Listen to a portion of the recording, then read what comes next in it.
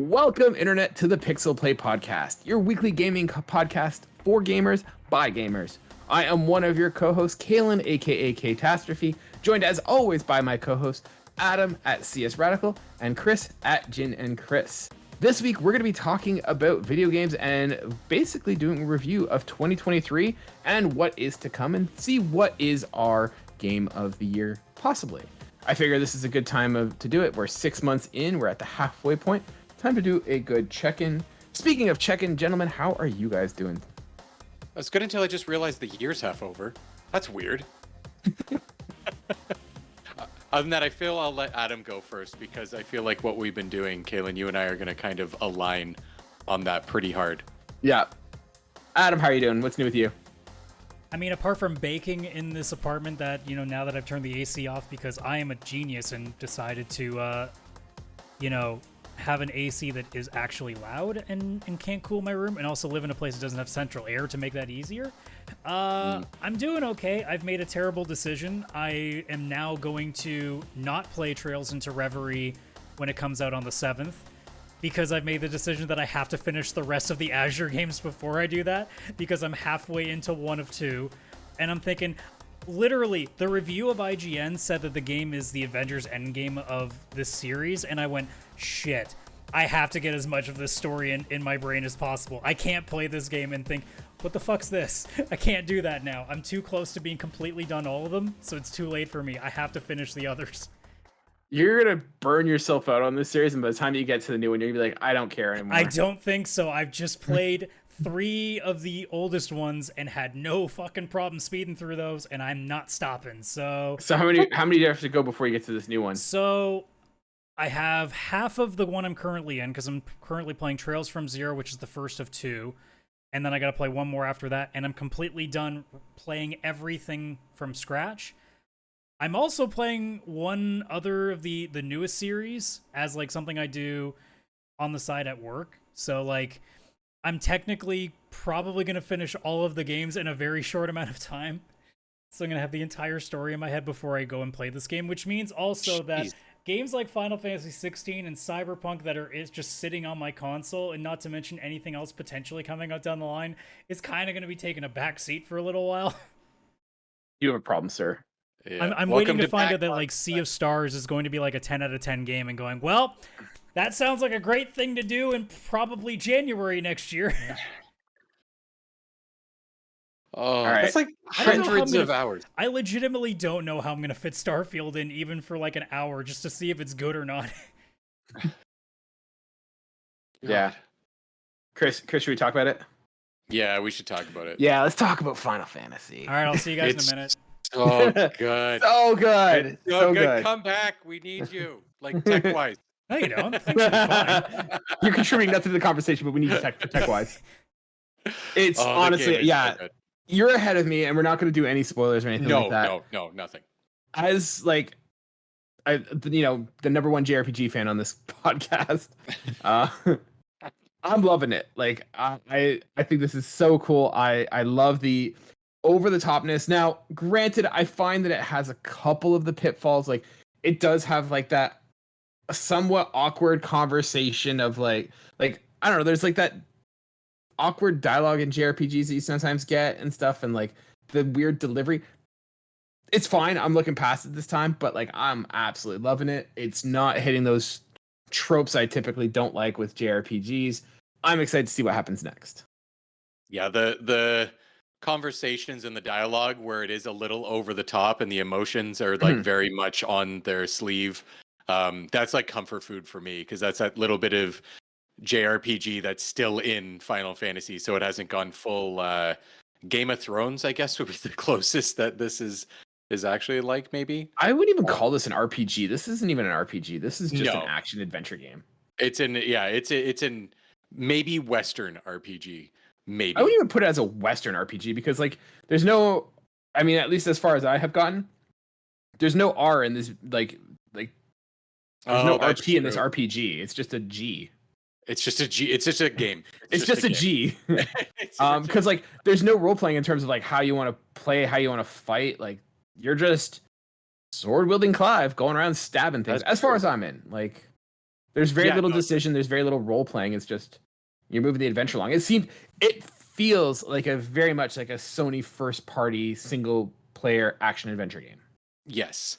Yeah, it's definitely very linear too, Mhm. compared to most of the Final Fantasies at all. Even the ones that didn't seem very open, like people would call Final Fantasy 13, the joke was a hallway simulator. Of This course. one has kind of the same idea, but they've designed it in a way that it doesn't feel linear. It just feels like it's logical to I mean, go also that the way. combat flows together. You don't just suddenly get teleported to some random battle scene where you end up just hitting a button and watching the entire fight unfold, so at least it's involved.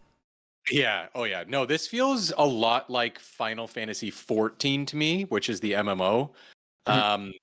It's a lot like that. They just took out the MMO like JRPG part for like, oh, how do you want to attack and all that kind of stuff. They left everything else the same and just made Final Fantasy 14 an action game. Obviously, the story is a little more mature, a little more serious, but it still has very much its Final Fantasy 14 like character kind of designs and everything. But yeah, it definitely feels like they took an MMO JRPG, took the JRPG part out, put an action game in there, and left everything else the same, and it just works like so freaking well. It's The insane. only part that I'm like struggling with the game, and I've been doing some like homework to kind of get.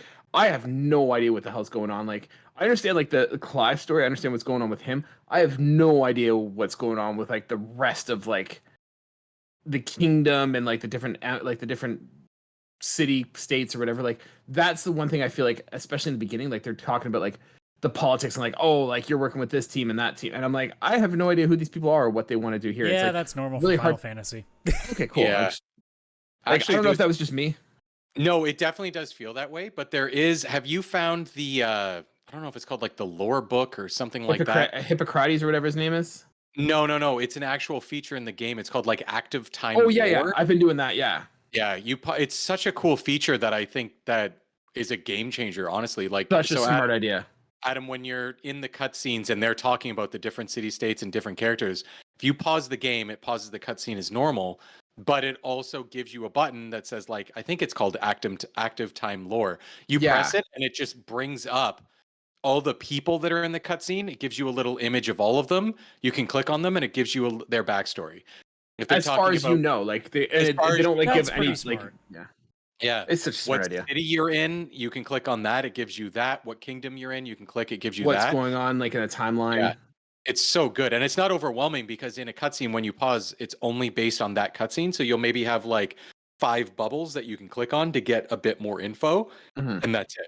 But it's Yeah. been super helpful, especially in the beginning. I would pause and like read a bit. I'm like, okay, so that's who that character is. I now kind of understand because it makes sense. Like these characters that are talking to each other, they already know the city states. It Mhm. wouldn't, the story wouldn't flow as well if they stopped and they were like, hey, your brother named this, who has been your brother your whole life. I can't believe he just said that to you. It'd make more sense. They'd talk naturally and be like, can't Yeah. believe he just said that to you. Like it just flows a lot better this way. And I think it's a serious game changer. It's made the story just flow. And then you can get as much as that backstory you need at your pace in the cutscenes, which is so good. And I'm loving the combat. Like the combat is so interesting. Like it's not complicated in any stretch of the imagination. It's basically like 3 buttons. It's like R1 to dodge, square to hit, and like triangle to shoot magic. That's pretty much it.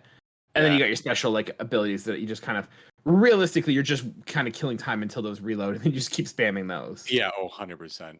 Yeah. Yeah, I'm becoming a dodging. My goal is to learn to just dodge and parry like all the time because Oh, I'm not even bothering with parrying. I'm just dodging at all times. sorry, not parry, dodge and attack right away after you dodge if you get that Yeah. perfect dodge. Yeah. I just try in that because I feel so badass when I do it. Which if anybody watching the video, it just did Yeah, it like the for precision dodges. Yeah, the if you do precision, dodge, it there like we go. slows time and you get a shot in. It's simple. Like I'm not gonna make some argument this is like some super high end fancy combat system. It's not, but it's like simple but addictive. Yeah, if it's not going to be turn based, this is a pretty decent one to be putting in. Like the way they did it in 7 Remake was pretty nice too. This one I think is like a slight step up where it's a little more timing focused. Yes. So it definitely helps for people coming into that aren't really too familiar with JRPGs like yourself, Kaylan. So at least there's something more for you to bite onto rather than just being like, okay, I'm hit and fight. Which, if you're a hardcore JRPG fan, you've been used to this forever, so you don't care. But for someone coming in on the outside, you're like, I mean, well, this is kind of fun, but this could be better if I could actually fight it myself. Yeah, this is very accessible for someone who like has never played a JRPG before. This is very accessible. I'm not feeling a lot of the tropes that typically dissuade me from a JRPG. So like, if you're listening to this and you're like, hey, I've never played a Final Fantasy game, I've never played a JRPG, they're not my thing. They're not mine either. And this is, while you can see like there are some trappings a little bit, they're minor in comparison, and like I'm really liking it. Yeah, this is definitely, for me, this is like, which is odd because it's very different from the previous Final Fantasies, but this feels to me like the best Final Fantasy I've played in since like the PS2, like since probably 12. And I'm not like 14 is amazing, but that's like an MMO version of the JRPG. If so you obviously discount it's its own MMOs, thing. like for most people, they'll probably agree with you in that the PS2 is the last like great bastion of Final Fantasy games. Because like a lot of people don't like 13 too much. Some people say 13.2 is a lot better, but Lightning Returns most people don't even mention because a lot of people kind of actively avoided that. And then 15, as a lot of people will say too, good concept, terrible execution. Yeah. Oh yeah, that's how I felt about 15 too. So 15 as well. So this is definitely the best Final Fantasy for me since the PS2 era. And we're maybe talking 12, 20 years. Yeah, which is like almost 20 years. It's like 17 years, I think. Most Now, games it's funny, are Chris. dead and buried by that point. Yeah. Chris, I want to ask you a real quick question because I've been playing this, and once again, I've never played a JRPG, but obviously, I've seen them. I've seen playthroughs. I've seen pictures and stuff of JRPGs. There's moments in this game where like the layouts or the visuals still have like a very classic JRPG feel to them, like early like 20s. Like there's one scene, I'm not gonna go super detailed because I don't want to spoil anything, but like there's a point where you're like in this in this field, and there's a bunch of like winged, like almost angelic like creatures, and they're just kind of floating around their own little corner, and it feels very much like old school JRPGs as I remember them from what I see in visuals. Or like you have like sometimes where you see like a camera from top down and it almost looks like a top down JRPG. Like it's interesting. Like, am I just weird picking those up, or do you kind of feel like it feels like a modern game, but it has like, oh, this is what an old school JRPG would look like in the 2023? Is that just me? No, it's not just you. 100%. I know exactly the field you're talking about, the enemies and stuff like that. No, that's very much like a Final Fantasy typical enemy that you would have seen. There's a lot of Final Fantasy enemies in here. They've had slight redesigns, but like the there's Malboro is like a classic enemy. Like one of those first bosses you get, that's a classic that's enemy. in there. Goblins are in there. Goblins have been since Final Fantasy 1. They're the first enemy you run into, and they purposely made it one of the first enemies you run into in this game too, because there's a ton of throwbacks. There's even a point where there's a cutscene where a guy shows up. He's called a dragoon. He can jump real high with a lance, and he stands on top of a building, 1 foot on the like little like tip of the building. Parapet or whatever. Pardon? Like a parapet? Like I know. Yeah. Or like a wind vane or something like that. Yeah, and he's standing. His one knee is out, pointing. That's literally the logo to Final Fantasy IV. When he was standing and doing that. Like they have thrown in so many little nods to Final Fantasy and kept a lot of the enemies and stuff like that. They've just taken it and just gave it a slight, like the story, obviously a lot more mature, I would say, than the other Final Fantasies. The other ones have similar stuff. War, castles, fighting each other, blah, blah, blah. But this one definitely has been turned up the dial for like maturity and stuff. But they've done a really good job of making almost like Dad's Final Fantasy. Like it's turned up a little bit maturity. They made it more of an action game, made it a little less exploring. It does open up kind of like other ones have done, but at no point is it like, oh, I can go anywhere. It's kind of like, yes, you can go explore if you'd like, but you don't need to, you can go right there and just continue on your merry way if you'd like to. I almost feel like there's no reason to explore. Like I've not come across any reason yet where I'm like, oh, I need to explore or go find something. It's just go where the mission tells No. you to go. Yeah, like even the side quests so far have been pretty standard. They're very Final Fantasy 14, like MMO side quests so I mean, far. that's sort of what the PlayStation, like Final Fantasy X for the most part was, here's this area, okay, finish up stuff here, there might be a side quest or two. All right, you're done. Go finish the boss, clear that area, go to the next place. Yes. Like at Very some much point, like they'll probably open up the map completely in 15, and there might be little places here and there you can visit with an airship, maybe. But or not 15, 16. But I'm imagining with the way that it sounds like it's probably going to be similar to 10, where you're not really going to have full access to the entire world until very late in the game when everything's on the line. This one is a lot like 10 in the sense of you'd open a map and you could select where to go on the map. Yeah. This is like it's crazy because this is actually one big map you can walk through. So Kaylan, I don't even know if you knew that. Like all the areas you've gone to and you're kind of like fast traveling to different areas on the map, it's actually one map that you can walk to the end. There's like a blue line showing you're going to go in your next area. You go to the next area and you can walk basically from one end to the other. But they give you these fast travel pillars that you're constantly at. And you basically, it's like you open the map. It's like, hey, let's go here. That's where the quest is. And then you can go there. But if you really wanted to, you could walk the whole thing. That blows my mind because I've not even realized I could do that because I'm like, I'll go from like the hideout and like you go at the hideout and it just pulls up the map instantly of like where the next location is. If you're in the hideout, you can walk out there. You're in an area of the map and you can open it up and then you can walk, find the link that goes to the next area, go to the next area, go to the next area. You can walk from one end to the other. It's just they've made it in a way. Yeah, it's kind of a lot like 12 in that aspect. Yes, think 12, but with the map from Final Fantasy X, where you can open it at any time and just boom, boom, boom, go to this spot. And it's just, you hit these fast travel points so often, like you'll go to one map and there's like 3 fast travel points on that one map alone. So it's not even like go to this area, it's go to this area and choose which part of that area you're going to fast travel to. Yeah, it's really smart. But at any point you want to old school this and just walk the whole way and fight enemies on your way, you can. Which again blew my mind when I realized that too. It's crazy. Yeah. Man, what a such a good game. Yeah, it's so Speaking of great games, we've had a lot of great games this year. I figured, yeah, like I said, we are halfway through 2023. Hard to believe. So what I thought we could do is just kind of revisit some of the games that have already come out past 6 months, the hits, the flops, everything in between. Talk about what we think of these games and possible, game of the year contenders, and then look ahead as to what's going on for the latter half. With that being said, let's jump in. So we're going to go through month to month and just kind of highlight some of the big games. If the games you're excited about or that you enjoyed are not there, it's because they sucked and you have bad taste. So with that being said, let's just jump in. So for January, the ones that we kind of talked about, first one that came up was Forspoken. Did any of you guys have excitement or high hopes for this game? Nope. Or was this no? This was doomed to yeah. We knew this was doomed to fail. Yeah.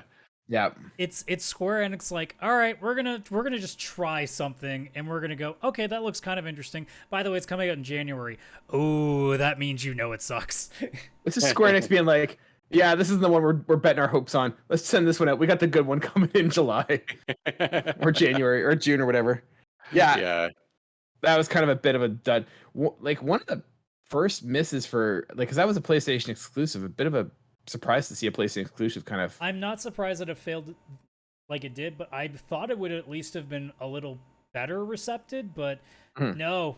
There's not really many people that thought there was a lot to take from that game. And I mean, granted, I played the demo, so I saw firsthand what we were walking into, and it was not good. So I'm not, again, I'm not surprised that it failed. I thought it would not fail as miserably as it did, though.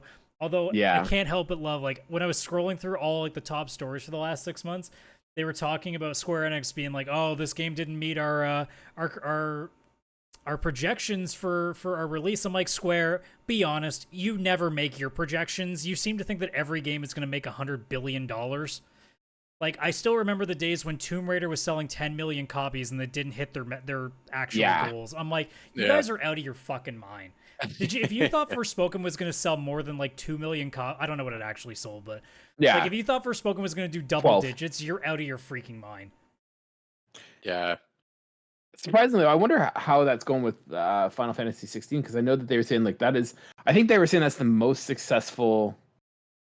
I wouldn't be shocked if we find out that it's like highest in terms of sales when it's all said and done. I think it is one of PlayStation's highest selling games. Well, I mean, like when it's all said and done that they've passed every Final Fantasy game over the course of history, I would not be shocked. Both from the sense of, well, there's many more people to buy it these days, and also it seems to be checking more boxes from more people. So True. You'd think Final Fantasy VII Remake would hold on to that just because of the nostalgia factor, but who knows? I'm not convinced that it will. Yeah. I think there's a solid chance that 16 actually overtakes it. No. Yeah. Forspoken, Square Enix saw Sega release Sonic Frontiers, and they were like, let's do that. And then they did, and then didn't do well.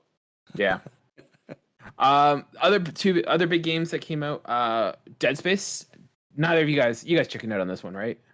I'm gonna play it. I am gonna play it at some point. So I played it. I absolutely love it. I thought it was really good. Like visually, it looks incredible. Fun story, fun game. Like it still feels great in like 2023. I never played the original one, so it was kind of going in fresh. And yeah, it's what I saw. They definitely did it right. That's for sure. Yeah, yeah. It's a perfect. It's a great example of a remake. Like exactly what you want to do. And I think they made some quality of life improvements as well that people had with the original game. So like. Yeah, I thought it was a great success. I really liked it. Yeah, like I've got the top 5 on Metacritic in terms of remakes and remasters. It's third out of all of them, so they did pretty good. This is definitely one of my contenders for Game of the Year in terms of like what I played and enjoyed. Like I loved it when I played it. I was so enthralled with what happened. I'm bummed that there was one sort of bug that kind of broke a side quest for me, but other than that, I really liked it. Mm-hmm. The other one was a big one for you guys, Hi-Fi Rush. I haven't played this one. I tried playing it over cloud streaming, and nope, not a game to play on cloud streaming. No, so I'll let you guys go with it. Well, you'll just have to either get a good PC or an Xbox then. Starfield when it comes out. There you go. Oh, true. But yeah, at this juncture, it's currently my personal game of the year. So. Okay. Yeah, it was a really good game, and like. Still for me, like it's not my game of the year. It's up there as one of the best games, but it's still my biggest surprise of the year because literally there was no build up to it. It was like, hey, look at this really cool game. Go play it immediately. Oh, you don't even want to pay for it? It's on Game Pass. Go. And it was like just the best marketing decision ever. At least from a gamer's perspective. It's a game I legitimately hope that gets a nominee this year because I think A, it deserves it, and B, it'd be nice to put it out there to be like, hey guys, this is the kind of stuff that will get you sales. Please make more of this. Well, no, it doesn't get you sales, but it gets attention. Well, attention is a big deal to those people. They like their marketing, so for sure. Yeah. They like their accolades too. I'm sure all the games that they have are like they think really highly of them, but this one got a Game of the Year nomination. That's something they get to staple onto every advertisement they do for the next little while. So. Yeah, for sure. February had 2 games that people were excited about. One was someone's Game of the Year, like an idiot. So we'll start with the weak one, Atomic Heart. It's not terrible. Metacritic-wise, it's a 75, so it could have been a lot worse. But as someone who played about maybe 45 minutes of it, it's not that great. It's kind of annoying. The main character is next to the Forspoken lead is probably neck and neck for the worst main character in video games this year. Yeah, I was so excited to actually play this because Kaylan, you were getting me all hyped up. And then both of you were like, womp womp. I'm like, yeah, I'm not even No, I never played it. I still haven't played it. You didn't even play it. No, I never reviewed here a week and I'm like, I'm out. Sucks you. What?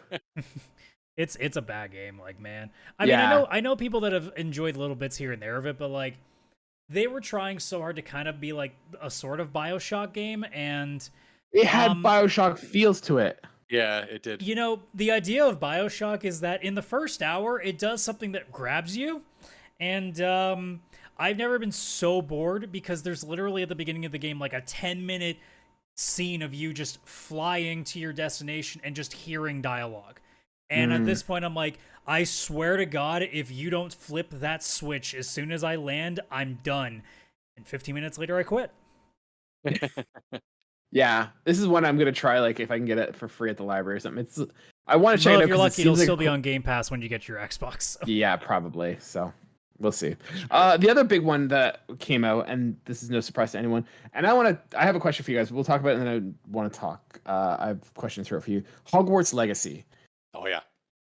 Was this game overhyped? Because I never got to it. Like I had a slump, and I'm like, I'm gonna try Hogwarts Legacy. No interest in. I never read the books. I saw the movies. Harry Potter's Harry Potter to me. It's probably how Adam feels about Star Wars, and I didn't care. It felt average. Like, was this game just overhyped because of the IP, or like, does it deserve all the excitement that it had? There's no way to classify this game without saying it was overhyped because it's impossible to underhype a game like this. Because it's Harry Potter, and it's the first time Harry Potter's had a mega game in forever. So there's no way that it wasn't going to be overhyped. From an actual gaming standpoint, was it overhyped? Still, yes. And I think even to this day, when I look, like, it's an 85 on Metacritic, and I gotta tell people, look, I enjoyed bits here and there. Y'all need to chill the fuck out. It was not that good. There's like, as a game, it is a if you want to be really generous, if we're using our out of 6 rating, it's a 4 out of 6. I have it at a 3, but like it's no higher than a 4 because there are so many things wrong with it. So if you take the nostalgia out of the equation, and I'm pretty sure I said this when we were talking about it, reviewing it, if you take nostalgia aside, it's an automatic point deducted immediately because there's so many things you can poke at with this game that are just done so poorly. Yeah, mine is, I have similar points, but also a little bit different too, because like I definitely only in the last few years became a big Harry Potter fan. I actually finished the movies and stuff and actually was like, oh damn, like I actually really like this the whole time. Weird. Did you read the books?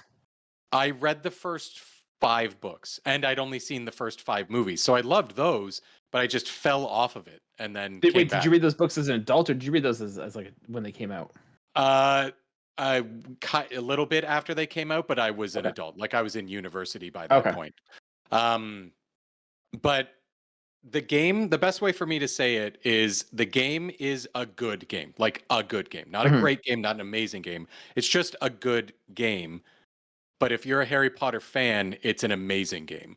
And it's because if you could even break it down by the map, like if you look at the map, it's way too big. Like everybody knows it's an open world game. It has a bunch of nonsense. Why the hell is all like this 90% here? 90% too big. Yeah. So the bottom 3/4, say, of the map is like a 6 out of 10 game. But the top quarter of that map is like a 10 out of 10 if you're a Harry Potter fan. I think 6 out of 10 is generous, to be honest. Yeah.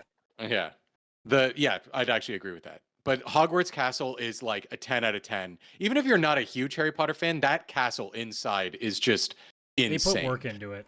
Yeah, and I think that's where all of the budget and the work went. If I'm being honest, like that's where it all was. And then Hogsmeade is cool, and the Forbidden Forest is cool. Being able to even find the train station very close to Hogwarts, very cool. It's just that's where it should have stopped. And if they had, and just left everything in there and kept everything else the same, whatever, it probably would have been a great game if you didn't even like Harry Potter. But I think all that extra crap they added.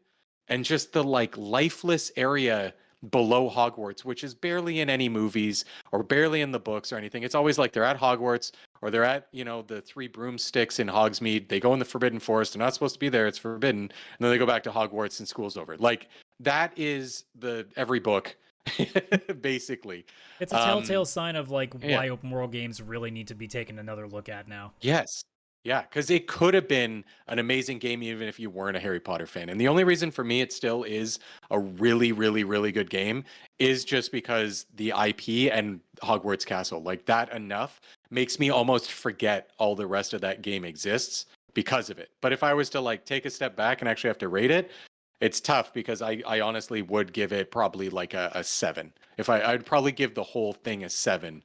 If I wasn't like a big Harry Potter fan and I was just going into it as like, oh, here's this new game, play it. And I have no idea what a Harry Potter is. Like, put it this way. It's got the same Metacritic rating, like its highest rating matches Jedi Survivor. Do you think those two are comparable to each other? I don't think so. And I don't even care about Jedi Survivor, but I know just from looking at it, I don't think they're comparable. Yeah. That moves us into March. 2 titles we have here. Resident Evil 4, which has been getting amazing reviews. I think like what is that sitting at Metacritic, Adam? It is at a 93 currently. Out of remakes and remasters, it is number 2 on the list. Yeah. So like that says something. I've never played Resident Evil, so this is something I'll probably pick it up around. No, October's gonna be way too busy. I was gonna say I'll play this around Halloween. I am not playing this around Halloween. I've still got to get around to playing the first 2 remakes I've done. So like this is one I'd like to try, and like getting amazing like reviews and amazing like feedback. Chris, did you play this? No, I haven't played it, but a bunch of my friends were playing through it and just basically gushing to me about how much they were loving it from beginning to end. And every complaint I did hear about the game is just stupid changes they made, like not being able to look up whatever her name is. Ashley, is that the character's name? Yeah, most of the things that people are actually complaining about are ones that are like, okay, you're either being disingenuous or what's wrong with you? You might need to take a second and go see some therapy on that one. Yeah, like they took out the parts where you could see up her skirt and stuff. They like removed that because they were like, it's 2023. Let's not do that anymore. I don't have it's a problem with either 2004. option, but I have a problem with anyone who complains about it either way. Yeah, like it's such a minute thing. It's not worth it. Yeah. Go outside. That's one of those go outside moments. But other than that, the game, I've heard nothing but amazing things. And I played Resident Evil. Stop at that point because I don't think anybody wants 5 or 6 to have a remake. No, I hope they're they both don't. Bad games. Yeah, no, or they redo 5 and 6 from scratch. Oh, 5 is a minefield in terms of political they change climate. The story, I don't think there's fixing that. No, 5 is just different story.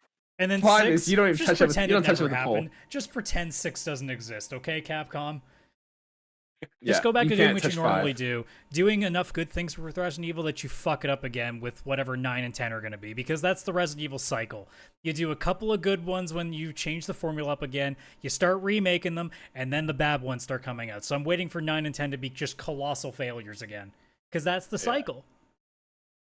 Oh yeah, we got to have like a really bad multiplayer gaming, because that was Outbreak, and then that was Umbrella Corps. So that's the trend. We need a couple of bad games, and then a really, really bad multiplayer. Isn't there a multiplayer right now also? Yeah, but it's not quite counting in the cycle yet. It was like a free-to-play thing. We don't talk about that yet. Oh, okay. It gets a passive, so you have to start paying for it. Yeah. The other one that stealth dropped, we were talking about games that came out, we were all like, oh yeah, forgot about this one, which is not a good sign for it, considering the hype it had. This one had like all sorts of big name actors and stuff, and it just womp womp.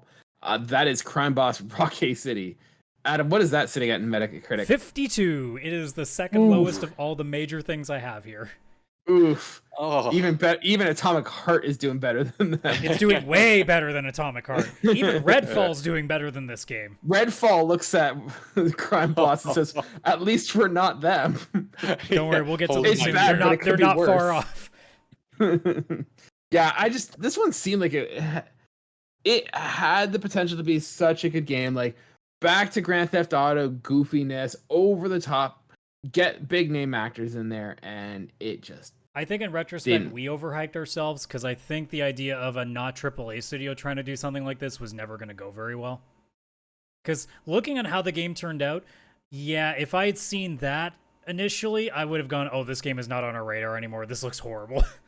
Well, I think, to be honest, I only saw one trailer for that, and that was like that launch trailer. Yeah, I think it was like a cinematic trailer. We didn't see gameplay. If I'd seen the gameplay, we would not be talking about this game. Yeah. But we never saw anything. Like, it literally was that one trailer being like, hey, there's a game with like Chuck Norris in it. Now we know there's a reason. it just, the next time we heard about it was when they were saying, yeah, don't worry about this one. It's like, nope, this game is crap. Don't touch it.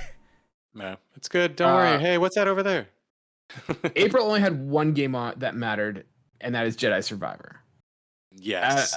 Adam, I know you didn't play this at all. Chris, what a game. Oh, what a game. Don't talk about PC. Well, we don't talk about PC here. They're too busy like doing spreadsheets and liquid cooling their computers and overclocking their systems. And Jedi Survivor still didn't run on those systems. It was tough at the beginning. To be honest, it was bad, but it wasn't like over the top. I feel like if you were going for that like that quality mode, where I always get confused between performance and quality. If you're going for like that high frame rate stuff, yeah, it was bad, but like I felt doing the 38 FPS, like it ran steady. Like I didn't have but telling PC gamers to play something on 30 frames is like telling them to literally kill everyone they love. So yeah, that's just not happening. Their monitors are like 144 hertz. Yeah. They're just jacked right into the machine, and they're just like, no, I need it perfect. Yeah, I liked but it. I it's thought it such was a great. oh yeah. I don't feel like it hit as much as the first one did, and I feel like there was some treads that like some beats that were just treaded again that didn't need to be treaded, and like it was good. I absolutely loved it. I liked the new combat style and stuff, but like I think one of the problems I had with the game was the lack of variety for a Star Wars game. Like it's a Star Wars game in a galaxy, and we go to two planets, Yeah. back and forth, back and forth. I think at the same yeah, time, though, you can make the case that that's probably for the best too, because it keeps it grounded. Whereas, like, so many games have had the issues of having too many things going on. And I think also, like, based on the reviews for it, I think it's nice to have a game that you know is at least being consistent right now compared to what Star Wars generally is, which is a massive waveform line where it's either really, really good or they're just absolute dumpster fires.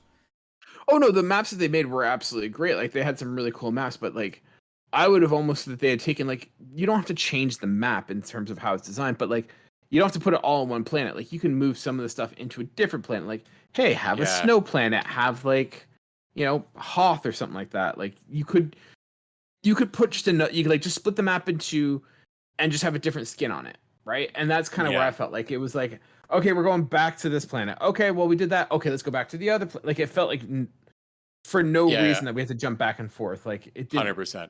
yeah, and just it's Star Wars. Like, and once again, we're on another desert planet. Like we're on Jakku, which is basically just Tatooine for the sequels.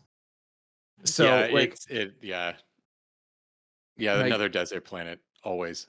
because like if you think about the original Star, like the Jedi Fallen Order, like you had Dathomir, you had Kashyyyk, you had what are some of the other ones? Help me out here, Chris. There, I can't remember the name of it, but there's like the initial one you go to where you get the initial. Oh yeah, quest. Zephyr or whatever. Zephyr. There. Zephyr. Yeah. Like there's like 5 or 6 different planets, and I'm not saying it needs to have that many, but like I don't know, like more than 2, and don't make them like generic desert planet because that's getting really tiring. I hope the new game has Yeah. one planet just to piss you off. Dagobah. Like we could go to Dagobah. Why don't we go to Dagobah? Like come on. There's so many good planets that you could just go to briefly or have a few quests there. Yeah, it definitely was a lot of back and forth too. It'd be like you'd spend a bit on this planet. We have to go back to the ship, and like Fallen Order, going on your ship and traveling was so cool because even the loading animation was like going at light speed, and they would do that, and it kind of was loading in the planet and everything. And then it would let you know to sit down when it was actually had loaded in the planet you're going to. Like, Yeah. it was such a cool way of doing it. It made you actually feel like I'm in space and I'm going between planets. Where here it was just back and forth, back and forth, back and forth. It definitely had that feeling, and I felt that way too often. And I would have liked like 4 planets. Like just instead of having, 15 quests on one planet and 15 on the other, why don't we do, let's split it up like 7, 7, 7, 7. Like let's just do that on each. Or even just do it like, hey, we're on one planet, we're gonna spend the time here, and then we go to the next planet and do the other one. But like the back and forth just felt very, I don't know, didn't do it for me. Yeah. Love the combat. I love the varying styles of fighting and stuff. I like the fact that there wasn't a lot of like new enemies brought in. Like it's like, hey, you're fighting stormtroopers. Like that makes sense. I thought it was an interesting way of making it that you're not like fighting the Empire directly, and bringing in like the droids and stuff was neat too. Yeah. Oh yeah. Absolutely. So. Yeah. Story good, everything good. Oh yeah. Yeah. I just wish there was like that one moment in Fallen Order where you found like the old clone trooper troop carrier, and you go explore through that, and I thought that was really cool, and I was kind of hoping for something like that here. Yeah, like a little bit of like an Easter egg that you can go and it's optional, and if you find it and you go and do it, it's great. But if you missed it, like you would have even 100%. But otherwise, I liked it. This is definitely one of my contenders for Game of the Year again. Yeah, same. So,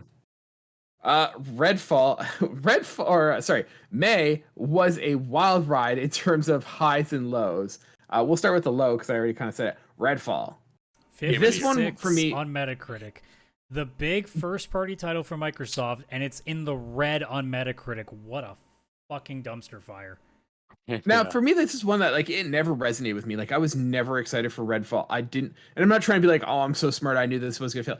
It never wowed me, and I never understood what the hype was for. If it was just a situation of we are so starved for Xbox exclusive that we were just praying that this was going to be a savior, or if this was like if people were actually excited for it. Like for me, it didn't resonate with me, and so when I saw the reviews come out, granted, I'm bummed because I I want didn't think a it was good, gonna be healthy. even close to being that bad. Shit, I was thinking it was gonna be like the No. average 7 out of 10. And that was about it. But Yeah, no, agreed. No, agreed. we did not get even close to that. No, I Yeah. was not like overly hyped. I was a little bit though, just because it gave off a lot of those like Left 4 Dead like vibes, like 4-player co-op. Instead of zombies, it's vampires. It's like cool. Like there is too many zombie games. We just had Back 4 Blood. Let's do, Redfall, and it's just vampires instead. So it gave off like that kind of vibe. I was like, okay, cool. A 4-player co-op. I love these. I love to play them with my friends. Like Back 4 Blood, was it a great game? No. That's a Game but, Pass you game. know, That is sounds it like that sounds like a perfect match in heaven right there. Exactly. It's like a 7 out of 10 game, but it's 4-player and it'll be fun as shit. So great. And then it's like, oh, by the way, it's not fun as shit. So it's like, It's also the fact that like Arcane made this game, and Arcane is usually really good. Like it's not like they're not putting out like perfect games, but I mean, generally speaking, when Arcane's excuse me, Deathloop. I said generally they're not always putting out. Take my words. And Dishonored. Dishonored's amazing too. Dishonored's overrated. I'll put that on the record. How dare you? Whoa, you're the one who wrote the Redfall review. It's actually great, guys. It's just like Dishonored. Yeah, I don't think that's the case either. I hear what you're saying, Adam, but my argument would be is that Arcane does something really well. Like they do really good single player environmental puzzle single player games. Like they're up there with Hitman in that level. But you also didn't think that by trying multiplayer they go fucking 4 points into the ground. I mean, if you're good at my kid's great at running. If you're good at making games, you try something new, you don't flat out fail with your ass hanging out, but to be fair, my son knows how to run really well. I put him on a bike, he's wiping out. The same concept, same principles. There's very different tools involved there, Kaylan. And that's how game engines work, Adam. Jeez. It's just like a bike. No, so like it's disappointing for sure, and I'm sure Xbox is kind of like, damn. But I think it's also a way for Xbox to kind of figure out like this was one of their first big releases from the acquisitions, and I think that for them it was a learning point of like, hey, how do we manage these? Because I think if I read correctly, they were very hands off with Arcane. They're like, you guys got this, you know what you're doing, and they're like, oh no, you guys don't know what you're doing. And yeah, so I think they grabbed Todd Howard by the collar when don't you fuck this one up too for us. We need one of these to not suck. They put him right up against the corner, holding him up, and be like, Starfield better hit, damn it. Those 1,000 planets better be interesting. Can you imagine like when we get out in the reviews for Starfield like 7s across the board and you're like, well, at least it wasn't Redfall. There is a possibility that can happen. Like I am super excited for Starfield. I am sold on it. But my concern with Starfield, and we can talk about this in a bit. You know what? I'll save it for later. Yeah. But my concern is that there is a possibility that Starfield could be a 7, and I'll talk about why I think that when we get to it. Oh yeah. Swinging the opposite way, the Nintendo bump coming in again, clutch. Tears of the Kingdom. Look, we might as well just say it right now. If this game isn't Game of the Year at the end of this year, something has completely gone mad and been like a game-changing video game this year. Because I don't see what dethrones it, to be honest. I think you're right. Like I think this is gonna be the one that wins it. I don't know. I still haven't played this one, but I felt that Breath of the Wild was an overrated game, and I'm excited and it to still try did amazingly this one. well critically. So good luck trying to take that opinion away from them. This is the thing. I feel like Legend of Zelda gets a pass more so than it deserves, and Nintendo gets a bump more so than it deserves. Oh, and it's going to win Game of the Year because of that. That's Chris, why I'm saying it's going to be real hard to dethrone it because it's got a Nintendo bias, it's got the Zelda bias, and it actually is being well reviewed. So good luck rest of the year. Yeah. Have fun with that. Yeah. So, Chris, you're the only one that's played Tears of the Kingdom. Does it deserve the hype and the accolades and the buzz that it's been getting, or is it overrated? I don't think any one of us are arguing it's a bad game, but does it live up to the reputation that it's been getting? I have to say yes. This is currently tied for my Game of the Year. Okay. It is. The thing is that like it's better than Breath of the Wild, because if you were to ask me is Breath of the Wild Game of the Year for whatever year it came out, I would immediately tell you no. Okay. I found Breath of the Wild was good, but it wasn't great. And it wasn't as engaging with the story and everything like that. It more felt like you'd open Gary's mod, you were just in a sandbox. There's 100 shrines, go do the thing. That's my issue with it. Interestingly enough, this one has 150 shrines now and stuff like that, but I only did 50 of them, so it's not like I went and did them all. This game, as long as you aren't like a completionist, it's incredible. Like the story, they actually threw in a full like AAA game story and threw it in there. The map is, I mean, it's the same map as Breath of the Wild times 3 actually, because they've got the sky area and the underground area. Somehow they made it so interesting, and like you'll just be like on your way, like, all right, I got to go to the mountain because that's where that village is, that's where my next quest is. And it was great. Like, here's your main quest, this is what you got to do, you know, this is where it is on the map, you're good, go. And along the way, you'll see a tower, and it's like, all right, well, if I unlock that tower, it will become a fast travel point as well as a launching point, because the tower, when you use it, launches you right up in the air. Use your glider. You can float right to basically the next tower you need to go to unlock that one as now a fast travel point. Like, they made it so quick. If you wanted to do the whole map right away, you would. But the thing is on the way to the tower, you'll see a shrine. And the shrines would increase your hearts or increase your stamina, so it would make you a bit stronger. And you're like, all right, well, I want to do the shrines then because I'd love to get stronger. The more hearts, the better. So then you go and do the shrine, and then you do the shrine. And it's very engaging because every single one was a really cool puzzle. And then like using different mechanics, using whatever. Then you come out of that shrine and you're like, all right, I've got to get to that tower that I was on my way to. And then you're going there.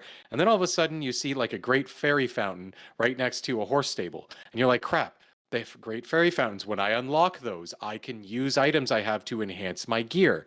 So I want to unlock that because I want like the clothes that I'm wearing to get enhanced, to get stronger, because that'll get buff my defense. Or one pair of clothes is like good for swimming. One is good for walking on slippery walls and stuff. Or sorry, climbing slippery walls. Because if it's raining, Link will slip. But then you get the frog suit or whatever the heck it's called, and then you won't.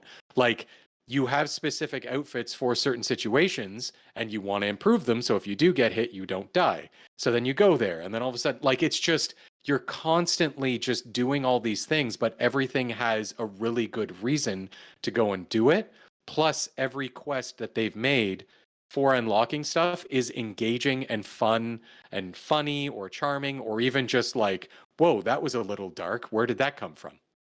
Like, it was one of those games that when I finished it, I looked at the credits and all I could feel, like, where you put down the controller and you just kind of like sit for a minute because you were like, wow, what an experience that was. And you just kind of like listen to the credits go by. 100% all I did. I just sat there after like 55 hours, which didn't even feel like it. So it's just this addicting gameplay with a really good story that like you get sucked in and you don't leave. Like, I beat it so quick compared to how normally it would take me to beat a game like that. It's gonna win. Every no time you question. talk about Legend of Zelda Breath or Tears of the Kingdom, you always make me want to buy it and pick it up, and I'm like, nope, gotta wait. For reference too, by the way, Breath of the Wild did win in 2017 Game of the Year, and the competition to beat out was Horizon Zero Dawn, Persona 5, PUBG, and Super Mario Odyssey. So if Mario, Persona, and Horizon aren't enough to take care of Breath of the Wild, I don't see what's coming out this year to take down Tears of the Kingdom if it's a better version of Breath of the Wild. Good fucking luck, 2023. I think there's like one game that might be able to do it. And I'll be able to hear it out, but I doubt that it's gonna work. We'll talk about it. We'll get to that. And then the one I just want to put on there, just because like I was surprised that it came out, considering the hype that this IP has, but it didn't even make a ripple in the waves.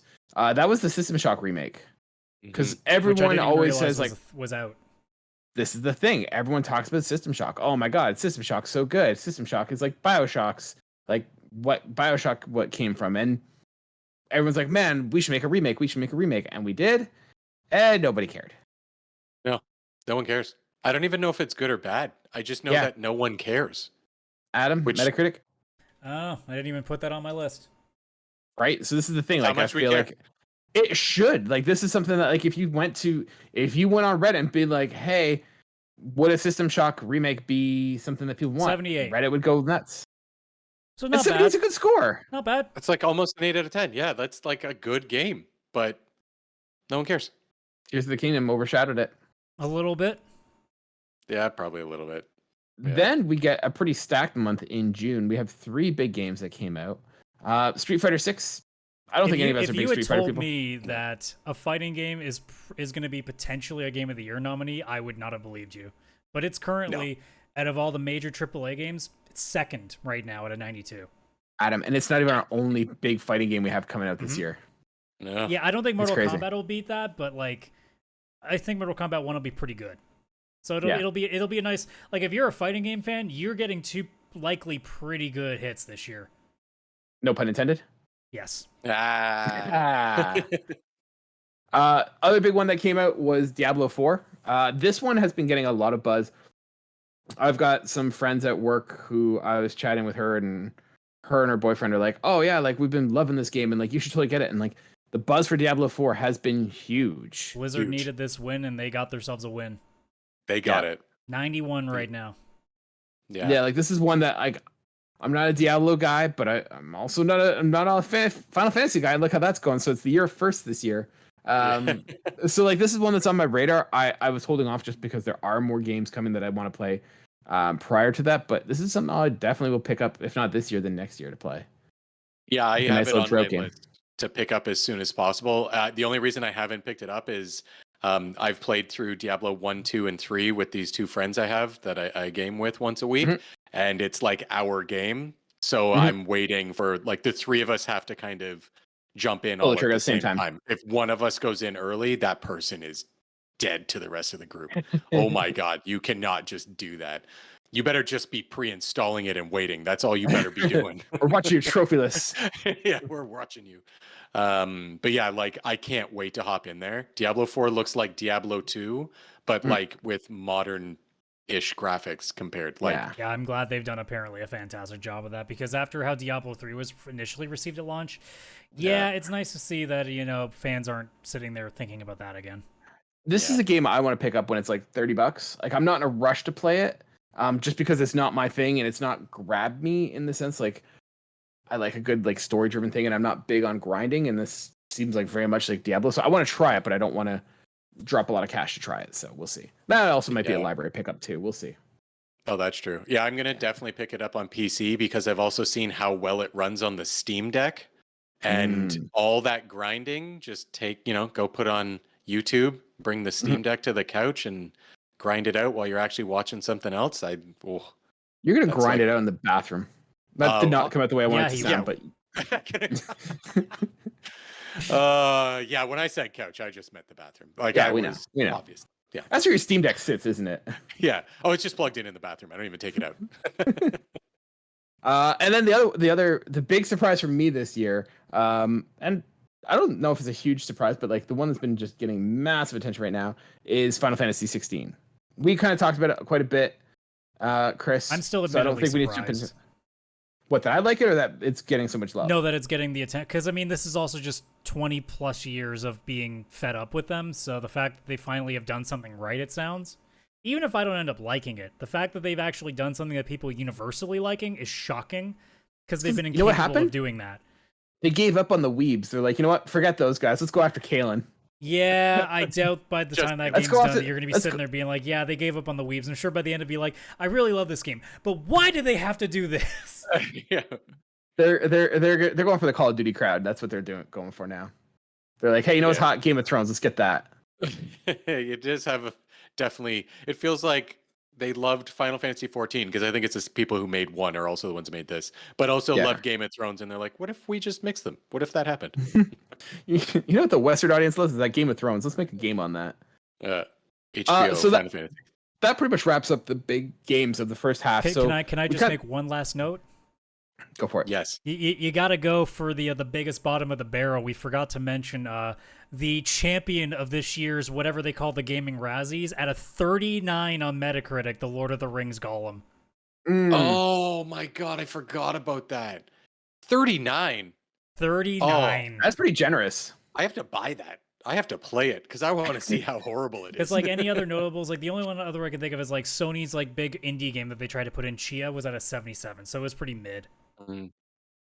Adam, did you mention which one was number 1, like the highest score? So, I remember 2. Here's what I'll do. I'll give you guys the top 5 for AAA and the top 5 for remake remasters. So At 96 was Tears of the Kingdom. 92 is Street Fighter 4 or 6. Diablo 4 at 91. Hi-Fi Rush at 89, and Final Fantasy 16 at 88. For remakes and remasters, we didn't talk about it because it's a remaster, but Metroid Prime Remastered is the top one at 94. I've heard very good things about that. 4 I is played at it. It did not 93. drive with me. Yeah. Dead Space at 89, Age of Empires 2 Definitive Edition to 86, and The Legend of Heroes Trails to Azure at 86. I thought Age of Empires 2 remake came out before. I mean, I'm just going off of Metacritic, so. I'm not arguing with you. They're cheating the system. It came out on console for the first time. It had only ever been on PC. It came out years ago. It's where it belongs on PC. Let's be real. Yeah, I can't imagine playing that game with a controller. That would be impossible. Like StarCraft Command and Conquer with a controller. I tried that once on Nintendo 64. You're not getting me again, games. It's not happening. Yeah, we got all the bad ones. We got Redfall, Crime Boss, and Lord of the Rings Golem. Like, we got those out of the way. Yeah. Those were the bottom of the barrel. Brutal. So we've been playing some awesome, like we've talked about some awesome games here. We're halfway through.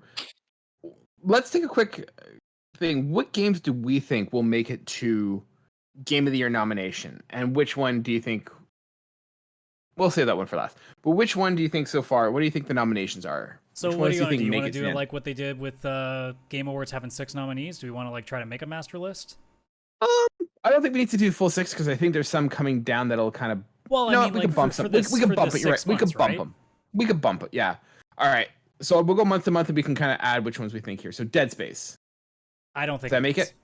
I think Dead Space makes it. Nominated. Not with the company that's here. I think if you're going to put one remake on there, it's going to be Resident Evil 4. That's true. Chris, you're split. We have to get 6. This isn't necessarily. And I'm going to note this shit down. We're making 6 for this 6 months. Yeah, I don't think it makes it just because of the other ones that are out. I think I'll it put it there it. on the back burner, but I don't think it's going to make it in the end.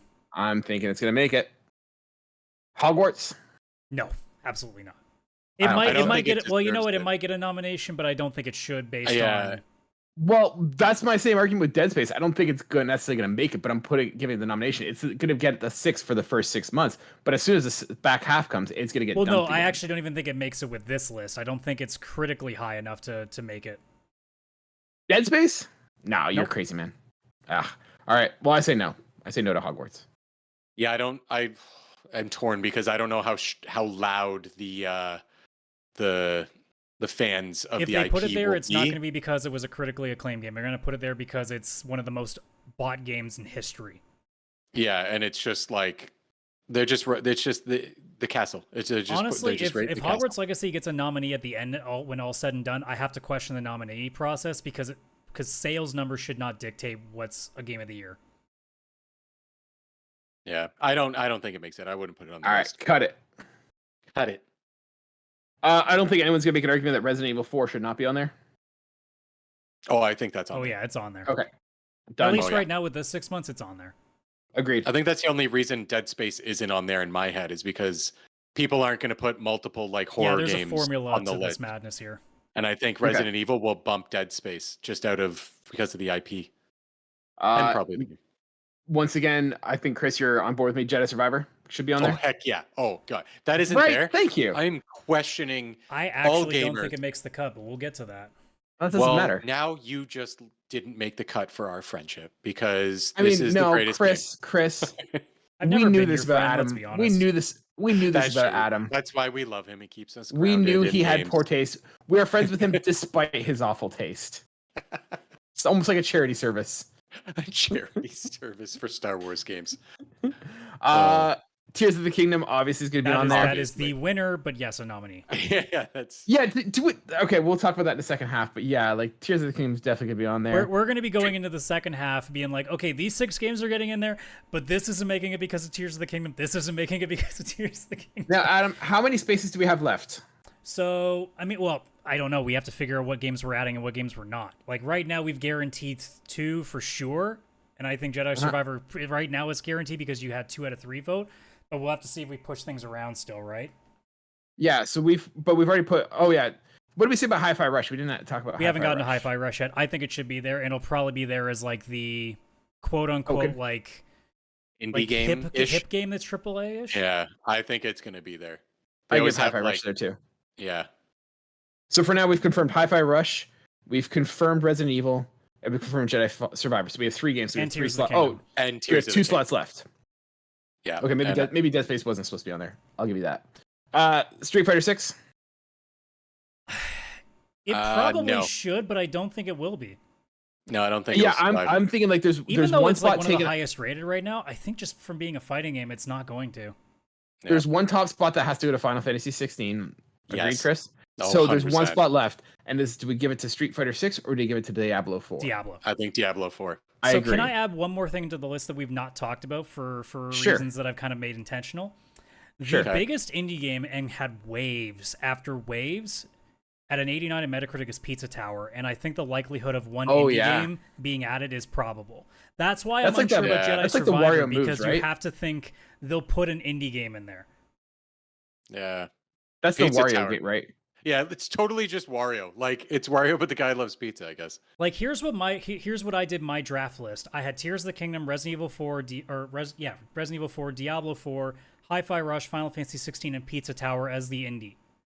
That was my logic going in because it was highly rated enough. If there was no indie game that was like being boasted about, I wouldn't care. Like in the same way, like Stray got a lot of notation, right? But because Pizza Tower was such a huge thing for the time it was out for, I think it's right now on the radar as like the indie spot currently. That could also go to Hi-Fi Rush, which I know is not indie, but it may get pushed fits out that. in the end for Yeah. Hi-Fi Rush as like some other things take their spots. Because you also have to remember, like, the Game Awards is beyond just, like, Oh the yeah, nerds like us.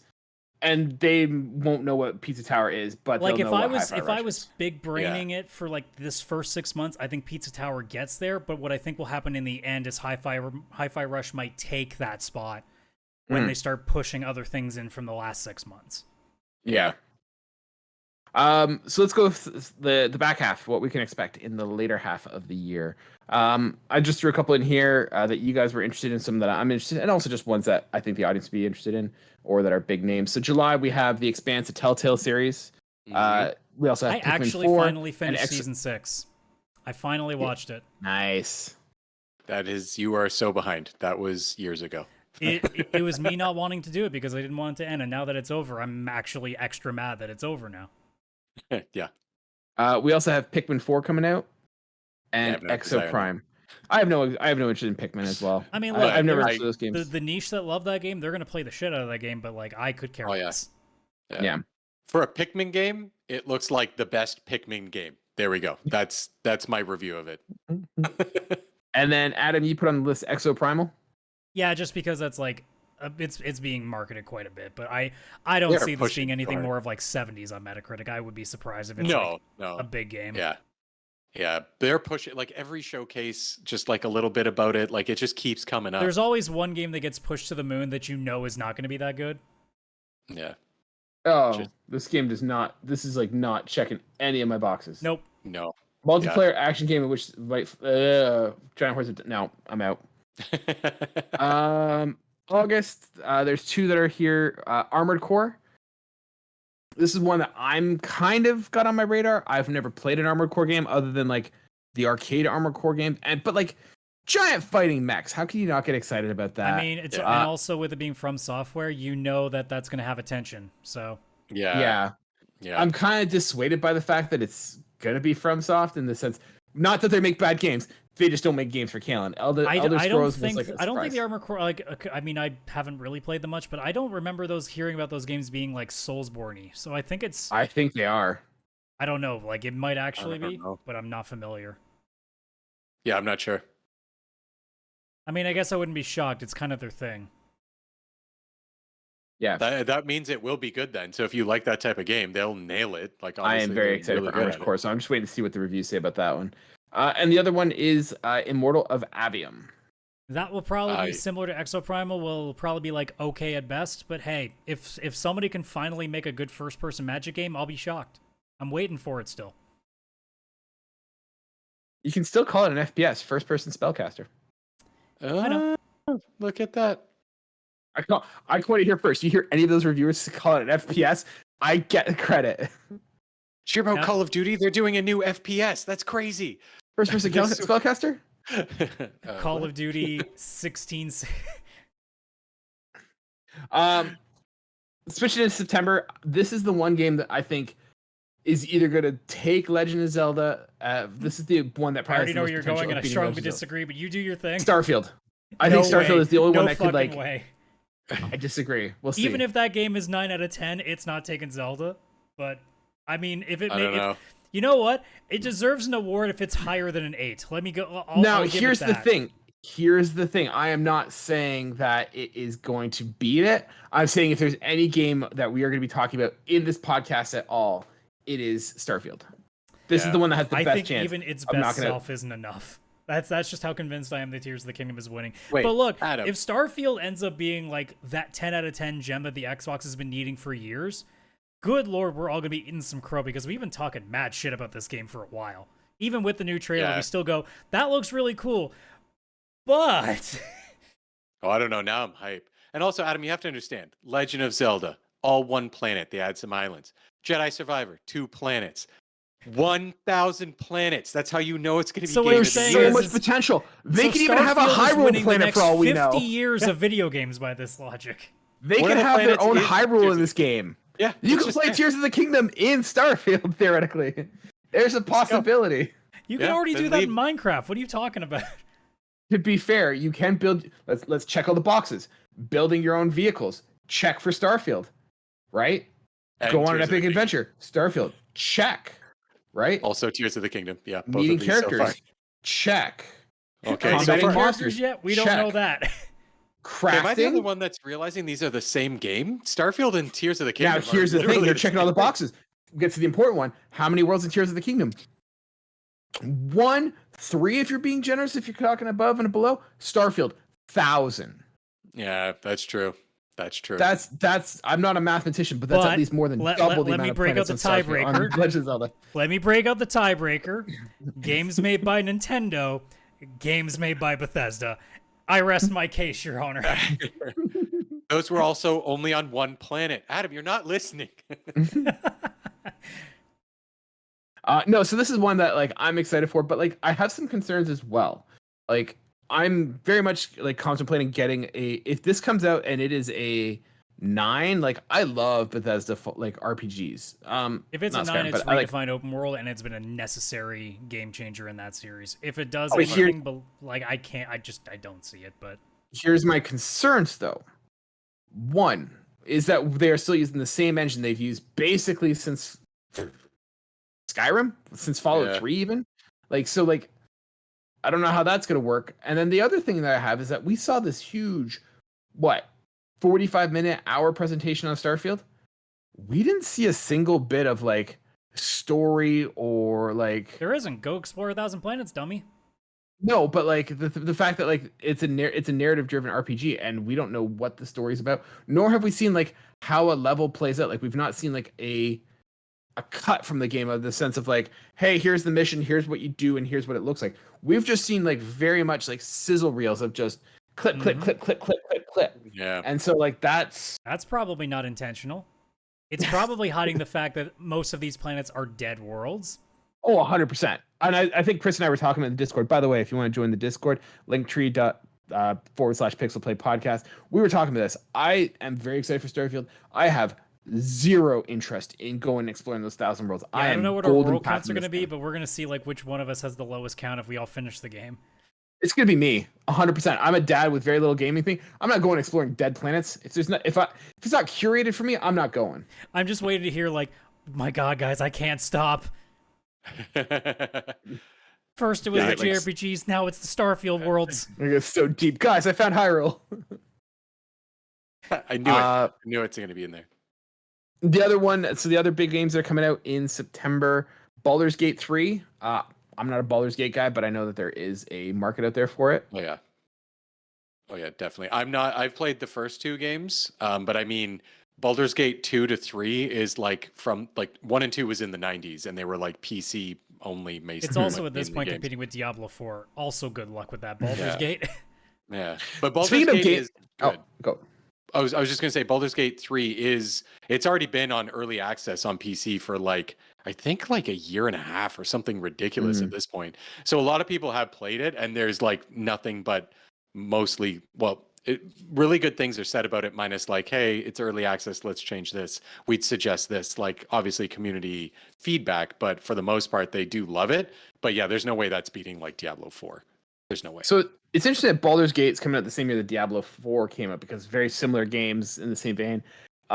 Similarly, we've got Mortal Kombat 1 coming out, and we had Street Fighter come out a couple months earlier. And I don't know, for me, it'll probably be pretty close to it too. But I love Mortal Kombat. Like of all the fighting games, Mortal Kombat is the game I go for. But there's a problem with fighting games, and like inherently, in that one person buys the game. And then they own the game and they play it to unlock all the characters and they play the computer. And then their friends come over. They're like, hey, you want to play Mortal Kombat? And their friend's like, sure. I haven't played Mortal Kombat in years. And now you're that weirdo who knows how to play Mortal Kombat. And your buddy's just half drunk, kind of being like, this isn't fun. So like, it's a weird thing of Mortal Kombat is that like you either need to be in it or you're not. And you can't just buy it. They'll never do it, but goddamn, I wish they would separate the multiplayer and the single player so that way, if you don't give a shit about esports, you can pay a lesser fee just to play the story. My God, I don't care. I honestly feel like they should sell the game for like do a $20. I just want to get drunk and play Mortal Kombat with my friends where it's a low barrier to entry. You've got buddies over for drinking. You're just like, hey, you guys want to play some Mortal Kombat? No one has to be good. You get all the characters. There's no story. There's no multiplayer. You literally just, here's the Mortal Kombat that you can just play like match games. That's what you need. Yeah. Never going to happen. No. Drunk edition. Mortal Kombat Drunk edition, yeah, right? Like fighting games are basically, if you're an esports guy, you buy it full price, and if you're anybody else, you wait till it's half off. Yeah. Or until there's a collector's or unless there's a definitive edition where it has most of the DLC characters too. You wait till it goes for $11 on the PlayStation Network, like it always does. It does. One I'm very excited for. It doesn't really count as a game, but I'm excited. Cyberpunk Phantom Liberty. So excited. I love Cyberpunk. I'll talk to you about that game next year at the rate I'm going. Yeah, you're never gonna play that game. I still gotta play it. I paid money for it. I better be fucking playing that game. So did I. I gotta get back in. Did you not play it either, Chris? I've only played like the first hour and a bit, and it's not like I didn't like it. I just got distracted by another shiny thing in my huge backlog, and then I was like, well, I own that on PlayStation. The PlayStation backlog's like 4 games, so I don't gotta worry. I'll get back to it. Not counting my stuff. I gotta don't you say that. Don't you confuse my brain with extra games.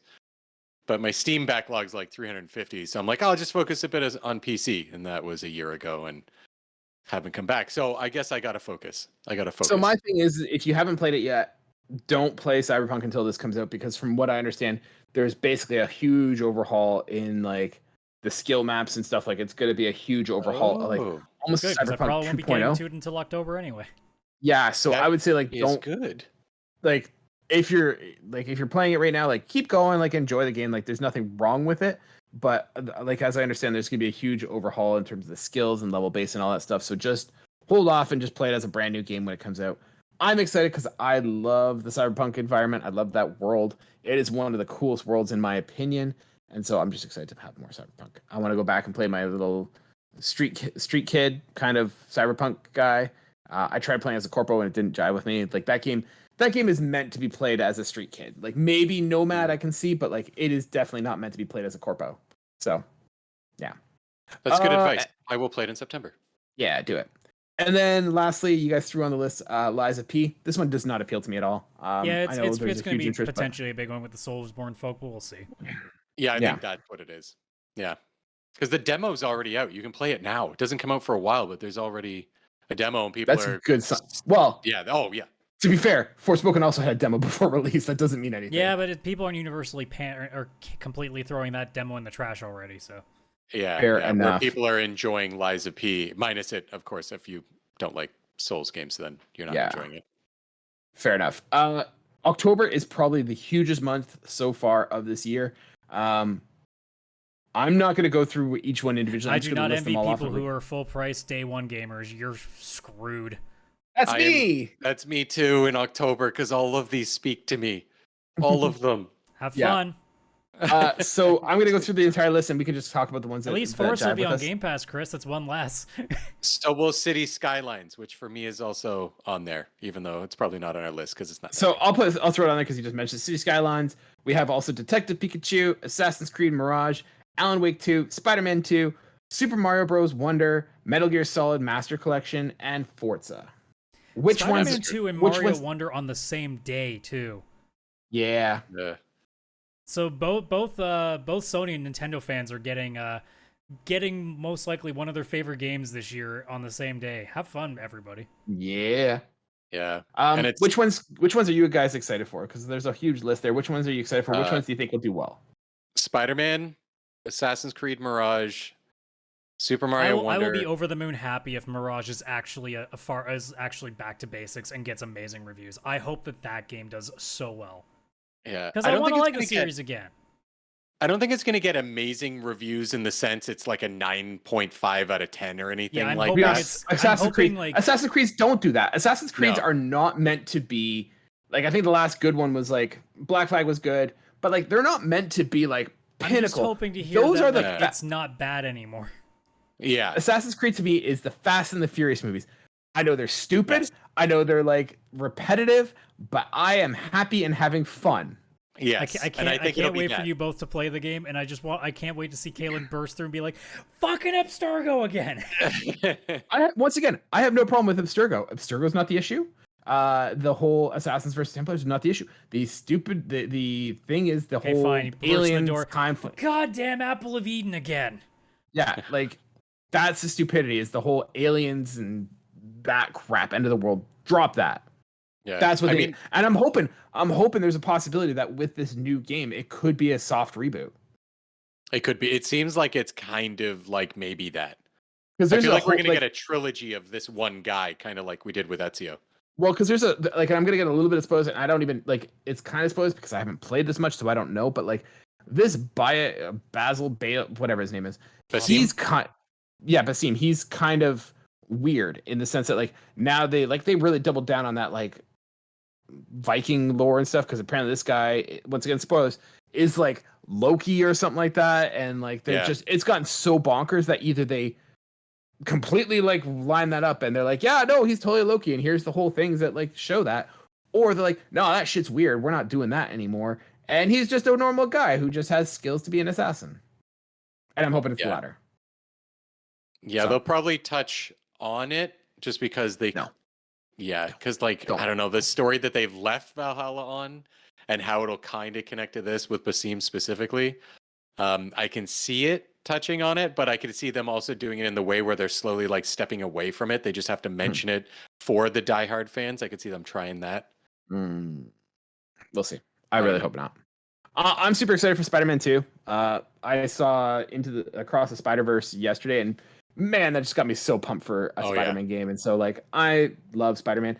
I'm concerned it's not going to hit as well. Like, it just seems like more Spider-Man, which is both great. If it doesn't, it's just going to be because it's now the third game of the same formula. Eventually, it might die down. That's exactly what I'm saying. Like, that's what I'm thinking. Like, it's going to be great. I'm excited, but it's just, I don't think it's going to hit as well as the first one did, because it's more Spider-Man, and that's great, but, like, I've seen that. And they're also pitting themselves in a bit of a corner in that, like, I feel like one of the mistakes they made with the first game is that they had so many of the villains come out and you already fought them. Like, we've already done Shocker, we've done Rhino, we've done Electro, we've done Vulture, we've done Doc Ock. Like, that's a lot of the big ones. Like, the big ones we have left is like Mysterio, Kraven, Green Goblin, which I guess we haven't seen. Yeah, I mean, I guess the potential is now in the crossover if they keep making more games with Wolverine now and potentially that.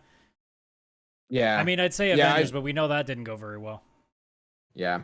I'm excited for it, but like it'll be like having the same meal I've already had, like having a great meal again. Like, I've had it before and it's great, but I think it's gonna be fantastic. I'm still saying, like, I'm pretty sure I'm gonna end up liking this more than Miles Morales. So I'm pretty sure it's either gonna be better, like it's either gonna be the best one or it's gonna slot at number 2. I can't see this going below. I see this Miles. being as number 2. I see this being number 2. Yeah, we'll definitely. And like, I'm not, once again, not bad. This is gonna be a solid 8. Like, it's not gonna, like, this is not gonna be game of the year. It'll get nominated, but I don't see it as game of the year material. Mm-hmm. Yeah, because it's just going to be more of the same, like, great game, but having the same great game again. I mean, I'm excited to go into it. I loved Miles Morales. I love the original one. It's kind of like comfort food almost, like just exactly this great game that's actually an open world game I like to play. But like the novelty of like web slinging, like we've done that already, and like once again, we did that just a couple years ago when it got remastered on the PS5. Like, and we had Miles Morales. Like, we've done that, right? We've done the combat. We've done that before. Like, I don't know. I don't like. Hopefully, I just worry that it's not. It's going to feel a little stale. Still great, but stale. Mm. Like a leftover steak dinner. Still good, but it's not as good as the first time you had it. True. The hell you doing with leftover steak dinner? What? Just eat your damn steak.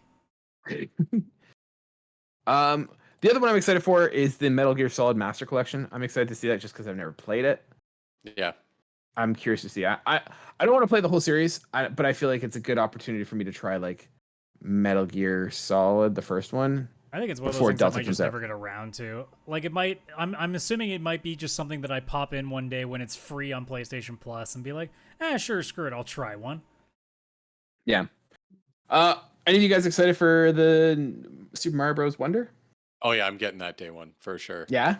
It just I like the like a lot of people have been like, oh, I don't like the change. It doesn't look like the same Mario from New Super Mario Brothers. It's like a slightly different animation. It seems like more goofy or whatever. And to me, it kind of like it's not like it's more mature, but it's like slightly more mature. Not more mature. When I say more mature, I mean like New Super Mario Brothers is designed for it's good for anybody. You can be like a 3-year-old and you will understand everything that's happening. Where here, there's going to be the odd joke, like that flower was making like slight jokes and stuff that like you'd have to be like 8 to understand. And I'm not saying like that's mature like adults. Nintendo's getting mature. They're now targeting 8-year-olds. Yeah, I mean more mature like how SpongeBob SquarePants is mature, where it's like there's some humor in there that adults can enjoy versus like just watching Mickey Mouse's Clubhouse and it's like, okay, yeah, this is literally just kid humor. Yeah. I don't know, like it has something about the aesthetic that just speaks to me a little bit more like it's a Nickelodeon Super Mario game. I don't know. Like it's this weird. They're going from Disney Channel to Nickelodeon. Yeah, like it's that kind of upgrade. And for some reason, like I don't know, it just was really speaking to me with how bonkers and everything it kind of was. It's the same way that the Sonic the Hedgehog Superstars or whatever the heck that one's called. Same idea. Like same thing we're already used to. They've just kind of slightly changed the animation, slightly changed the look, and it's like here you go, more of the same, but looks a little different. My only concern with the Super Mario's game, like I'm super excited for this. I just played the last one this year with my son, and it was fun watching him play, and he still talks about it and loves it. The only problem I have is I didn't love the floatiness of the game. Like I felt like it was very unresponsive and too floaty, and I hope that they dial that back with this one. That's another thing I was thinking. I was describing it kind of like it felt like Mario was always just slightly on ice or something, like he just didn't ever land properly. And the animation in this one looks like that's not a thing. Like it seemed a lot more responsive, which gives me old school Mario. Yeah, that's definitely something That's the only gripe. If they nail that, beauty. Like I'm in 100%. Adam, any you want to talk about? We haven't talked on Detective Pikachu or Alan Wake or any of those. Like any of those driving for you in October? Or? Nope. Okay. Yeah, me neither. So many great games, and Adam's like, no, I'll pass. I'm just here for pictures of Spider-Man. That's what I want. I want Spider-Man. November we have Super Mario RPG. Interesting that we have 2 Mario games month to month. Probably Chris's game of the year if he plays it this year. I don't think it'll take it, but it's gonna try real hard. I'm just gonna go to bed crying of happiness every single night, and my fiance is gonna be like, "What the hell's wrong with you? Why are you bringing?" Yeah, it's gonna be like that gif of like Kevin Hart lying down crying, but he's gonna be smiling when he does it instead. Yeah. Oh, I've wanted that game just to be playable again for so long because it just was like it. I think the last time was the Wii. You could play it on there, which I guess therefore the Wii U. Technically, they got it's on the Super Mario Classic as well. Oh, it's on that too. Okay. I didn't get that. Yeah, you didn't get. Oh, I got it. It was it's a good little console. Oh, yeah, I definitely should have. I don't know why I didn't. I regret not getting the NES one. Yeah. Make an N64 one, Nintendo, you cowards. Yeah, they did. It's called the Expansion Pass. That's true. The other ones that we have coming out, none of this appeals to me. Adam, I'm gonna let you roll with it. Persona 5 Tactica. And Like a Dragon, I don't know what the hell it's called. The Like a Dragon game. Guide and the Man Who Erased His Name. Kiryu is That's back, the one. baby. No, we That's don't the know one. if it's Kiryu. Okay, he erased his name. He just happens to He could look be a anybody. lot like the character. Okay, He could be he could be Kyle. Look, I'm He's going to like Kyle. that game. I'm not convinced I'm going to like Persona 5 Tactica yet, but they'll be fine. Nice. Yakuza, but not Yakuza. Yeah, I'm not sure how I feel about just it being called Like a Dragon now. It's like, guys, they're Yakuza games, please. Yeah, but he's not in the Yakuza anymore. He's in the Dragon. I don't know. I didn't play Like a Dragon. Kaylan, we got Yeah, anything in December, or are we done? Oh, sorry, December. I was just looking up because I was trying to find a name. I was trying to figure out what SNL, like the Kylo Ren undercover boss, and I was gonna make a joke that it's him. Oh. Could be anybody. December we've got Dragon Quest Monsters. Anybody care? I mean, if you're a Switch owner, it's cool. Yeah. Is it? Yeah. If you're a big JRPG guy, yes. All right. I am, and it's not hitting with me. So. Well, then clearly you just As aren't a the man of face culture of yet. that We're demographic, working on I can you. tell you. We're working on it. Oh. Last is Avatar, supposedly coming out in December. Do you guys even think it's gonna hit in December? If it does, No. it means it's bad. Far Cry got weird. Like everybody's blue now. Yeah. That's not coming out. Well, I mean, depending on the section. traversal, I mean, it might make doing the towers easier. So yeah, this is a weird game. Like, I don't know why this game is coming out in December. Like, I don't know really why it's concerned about- I don't know why it's coming out in the first place. It's kind of a few years too late. well, even I was gonna say, like, we had like Avatar come out. Avatar 2 came out like this year, I think and it came out no last game. December. Did it come out last? Yeah, so like December? it's a year late, and I'm like, oh well, when is Ah. Avatar 3 coming out? That one's not coming out until 2025, and so it's like, oh, does anybody care about Avatar? Like, I feel like that came and Well, went, and nobody I think cares. movie people do. I don't know if there's a gaming audience at this point. Like, I mean, sure, I guess we'll find out when the game comes out if it's actually any good. I mean, if it's a decent game, then we'll get a better sense of it. But if it just ends up being a pile of trash, then we aren't really going to have an answer, are we? For me, it feels like it looks like a Far Cry game meets an Avatar skin. And granted, that's not good because both of those are both kind of like mediocre, kind of Yeah, like look, that. if I wanted yeah. a reskin of a Far Cry game, Neither's we have gonna carry the Blood Dragon. other. I don't Like, need no one's gonna be anything like, else. no one's gonna be like, man, I hate Avatar, but man, that Far Cry gameplay, let's get in. And no one's like, man, I love Avatar. I hate Far Cry games, but oh man, that Yeah, Avatar theme's I got look me at in. Avatar and I immediately think FPS. Not, a game like Horizon, which would have made a lot of sense for that license, but Yeah, that would have made a lot more sense.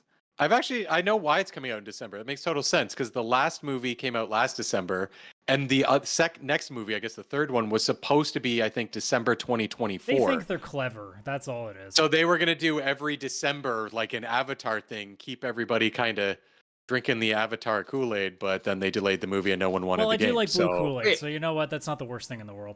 Why is Avatar 3 coming out in 2025? It got The pushed movie's back. done. Like, I thought they recorded, they did Oh, both yeah. back to back. Like, isn't it done? Well, You'll have to ask James Cameron. yeah, he's got a plan. He's like, yo, the water physics. I got to work Yeah. on the water physics. Oh, and there's an Avatar 4 coming out 4 years later. Cool. Yeah. I'm It's so gonna- interested. when it ends, whenever this series ends, which I it thought never it was will, over there'll be how many Avatar ever 9. years ago? You thought it was a one and done? No, you were wrong, man. They came back. I got don't bad know. news for you, Chris. The end of Avatar is going to be when like heat death of the universe happens. That's I know. when like Avatar ends. You're The you're end long of, Kaylan, gone. the end of the world is going to be when you finally get your Splinter Cell game. They'll happen, but simultaneously. Which will be a Ubisoft will come out- crossover. Ubisoft will come out and be like, "Hi guys, this whole Avatar thing is not working out. We've got great news for you. We're going to be releasing Splinter Cell, and that's the year the heat death of the But they're universe." still all Starring blue. the characters from Avatar. It's just Splinter They Cell took- Blue Man Group. It's Splinter Cell with an Avatar skin. That's what Don't it forget is. the That's what Luigi they're gonna Mansion do. crossover. I don't have to be here, guys. I can leave. Good, we enjoyed you not being here last week. Get out. Hey. Adam, All you right. can't leave. We need you for tech. I know. Yeah. That's why I'm here, and we're kicking him out. Wait, kicking him You out. just pointed at me twice. Look, mirror Subconsciously. imaging is hard, okay? Subconsciously, Adam just wants to get rid of both of us and just go on, start doing monologues every week. Don't act like it's not something I've been trying to get myself to actually do on the side, and I keep not doing it because I'm lazy. So First basically, video the only Adam reason why, puts out. the only reason Okay. why me and Chris are here is just to kind of motivate Adam to do something. In the Look, the social first video is pressure going of to come out others eventually. doing it. It's going to be why anime JRPGs are the greatest games known to man.